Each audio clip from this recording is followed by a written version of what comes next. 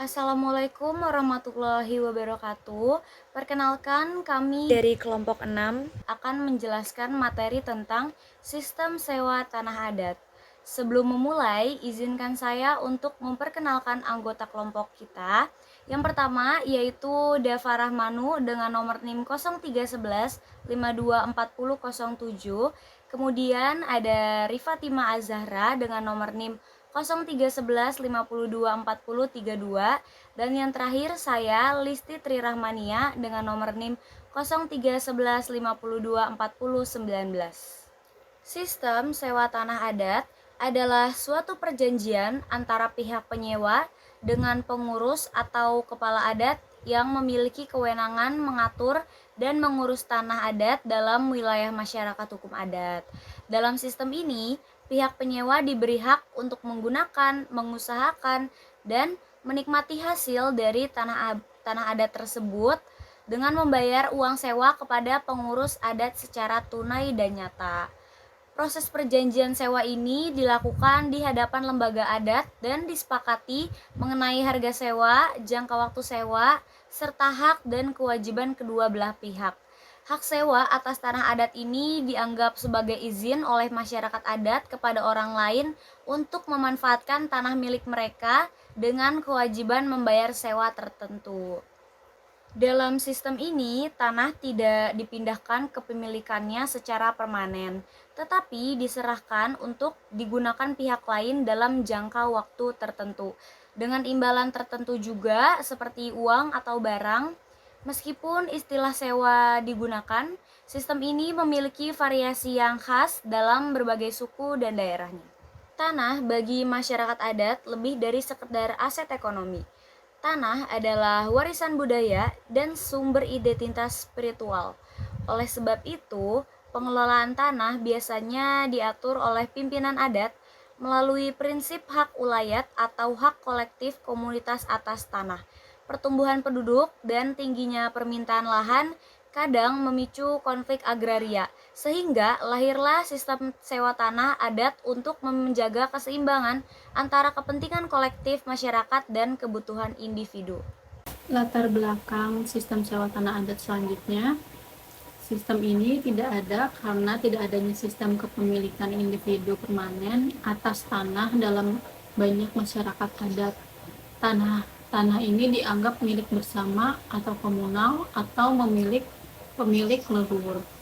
Kebutuhan ekonomi sementara seperti biaya hajatan, membayar hutang, atau memenuhi kebutuhan hidup, dan kepercayaan dan nilai-nilai adat masih kuat dalam masyarakat, sehingga hukum adat menjadi acuan dalam mengatur hubungan sosial dan ekonomi termasuk soal tanah. Karakteristik sewa tanah adat yang pertama meliputi transaksi gadai tanah, bisa dilakukan secara lisan maupun tertulis, tergantung pada kebiasaan masyarakat masing-masing. Kedua, tidak jarang praktik ini berlangsung lintas generasi selama tanah belum ditebus. Ketiga, biasanya tidak ada batas waktu yang tetap, penebusan tergantung kemauan dan kemampuan penggadai atau ahli warisnya. Yang keempat ini, pemilik tanah tetap memiliki hak untuk menebus dan mengambil kembali tanahnya kapan saja dengan membayar sejumlah uang yang sama dengan nilai gadai di awal perjanjian. Gadai tanah dalam masyarakat Melayu. Dalam masyarakat Melayu, tanah digadaikan kepada pihak lain berdasarkan perjanjian adat untuk keperluan ekonomi, namun kepemilikan tanah tidak berpindah secara permanen atau mutlak. Pemilik tanah dapat mengambil kembali lahannya saat utang telah dilunasi.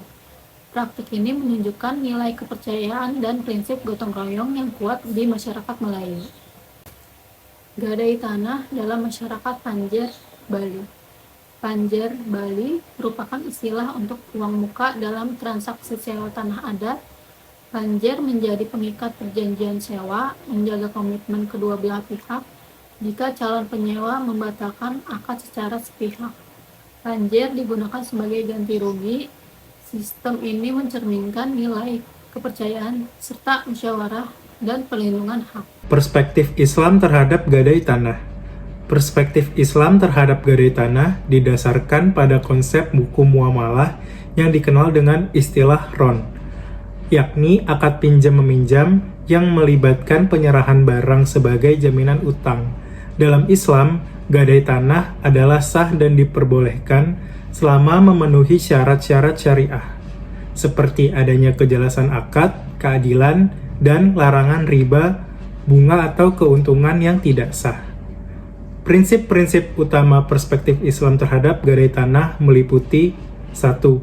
Akad gadai harus dilakukan dengan kerelaan kedua belah pihak, penggadai rahin dan penerima gadai atau murtahin, dan harus jelas batas waktu pelunasan hutangnya. Yang kedua, Islam menekankan agar akad gadai menjunjung keadilan, menghindari ketidakjelasan atau goror, tidak menimbulkan unsur penindasan atau zulm, dan harus dilakukan dengan ikhtikat yang baik. Perspektif Islam terhadap gadai tanah Panjer.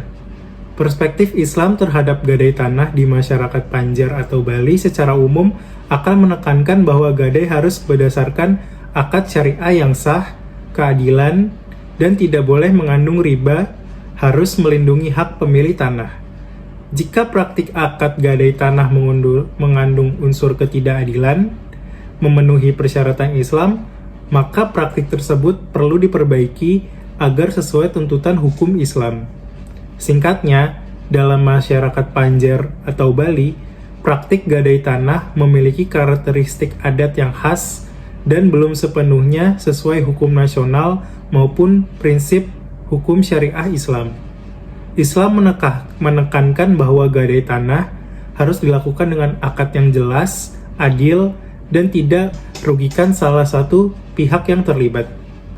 Makna sosial dan budaya sistem gadai. 1. Prinsip tolong-menolong dan penguatan rasa saling percaya antara anggota masyarakat. Kedua, selama masa gadai, penerima gadai berhak mengelola lahan, misal untuk bertani, namun hak kepemilikan tanah tetap di pihak penggadai. 3. Dalam sistem ini juga harus berhati-hati terhadap jual beli tanah, yang bisa berdampak pada hilangnya identitas keluarga atau suku. Yang keempat, membantu kebutuhan ekonomi masyarakat tanpa harus melepas hak milik tanah. Kesimpulan, sistem sewa tanah seperti gadai tanah Melayu dan Panjer dalam adat Bali merupakan bentuk kearifan lokal dalam pengelolaan sumber daya agraria. Sistem ini bukan hanya soal ekonomi, tetapi juga berkaitan erat dengan struktur sosial, nilai adat, dan identitas budaya. Meskipun mirip dengan sistem sewa atau pinjam dalam hukum modern, perbedaan mencoloknya terletak pada hak kepemilikan yang tetap ada pada pemilik awal serta ikatan moral dalam sosial dan bermasyarakat.